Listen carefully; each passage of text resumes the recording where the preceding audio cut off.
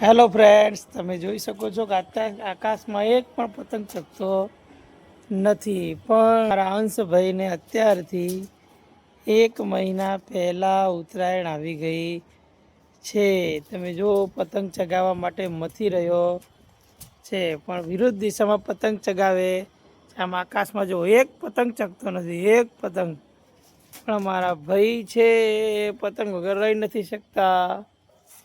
એને એટલો બધો રસ છે પતંગમાં. જો મથી રહ્યો છે પતંગ ઉડાડવા માટે. જો કેવો ફાંફા મારે, જો જો. બોલો ભાઈ, જો બસ પગમાં દોરી આવી ગઈ. ચગાવો ચગાવો મિત્રો, અમારો પતંગ ચગી ગયો છે. મને લાગે છે ખેંચ ખેંચ ખેંચ કે મને લાગે છે પતંગ.